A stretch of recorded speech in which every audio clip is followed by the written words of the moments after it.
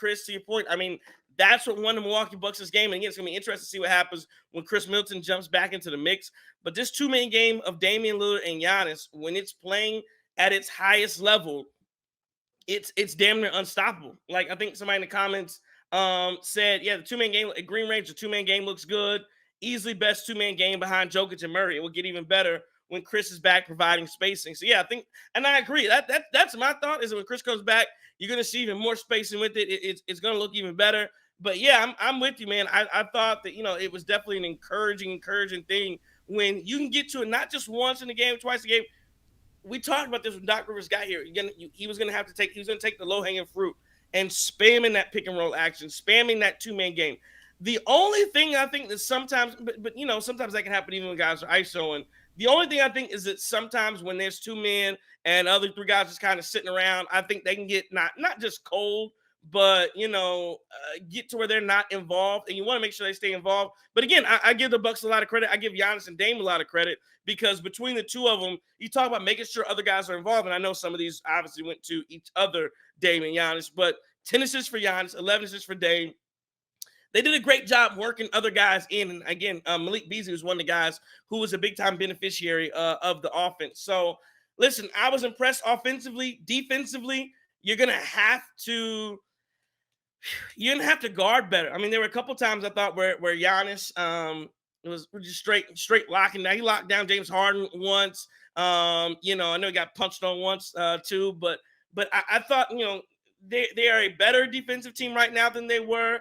But too many times you're getting lost, and there's just too many lapses out from the 3-point line and whatnot. I want to see how many threes the Clippers have tonight. They hit if I go to their 3-point percentage, 14 threes. Now they took 47. So they were about so they were jacking it up from three. The Bucks at 17 and 38 from three. But yeah, just timely buckets. And again, playing that two-man game, you got to play it off each other. And Damian Lillard hitting shots like that's like tonight. One of the difference was, and I agree, Jamar Kenner, the Bucks do have to rebound better. They have to guard better. Like, some of those are just individual assignments they've got to be better at.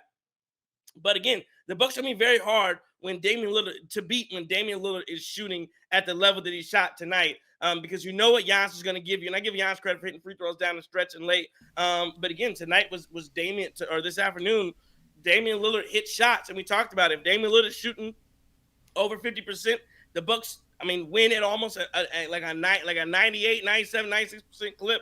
He shot 11 for 19 tonight, 58% from the field.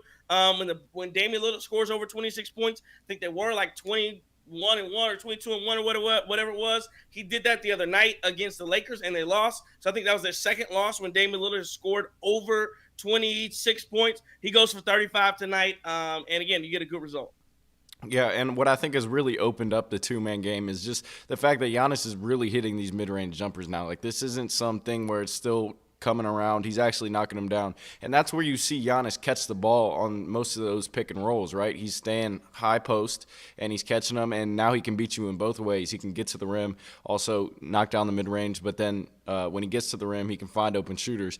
And I think that's why this two-man game is actually working a lot better than it had been, because a lot of times earlier on in the season, you saw Giannis just catch the ball, and he would just want to drive from the free throw line or drive from the high post. Instead, he can step out, knock him down. He did that tonight.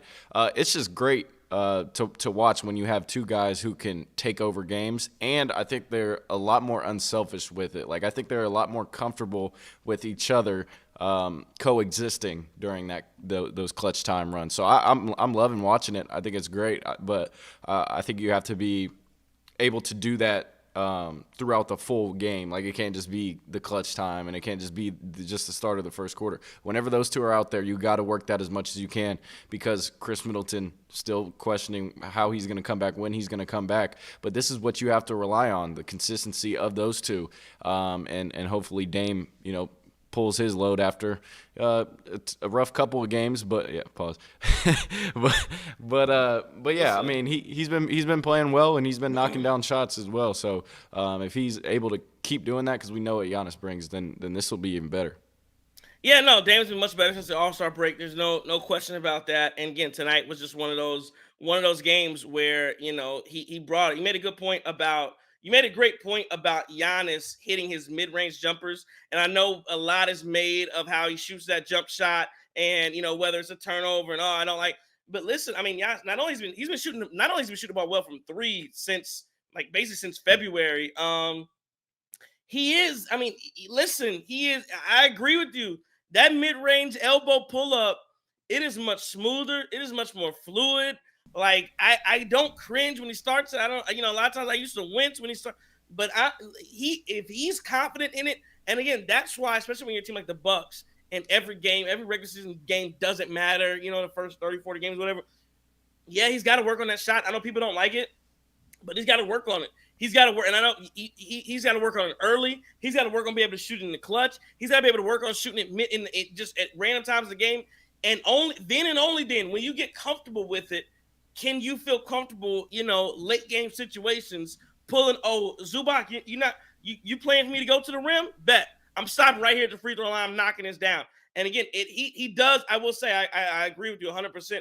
He looks much, much, much more comfortable shooting that shot. It's going to come in handy. Can he shoot it every time? No. Do you want him to settle for that shot in the playoffs? No. But is it something that you want to have? Everybody talk about bag, got to have this bag. You want to have that in your toolbox. You want to have that in your bag to go to be able to stop and pop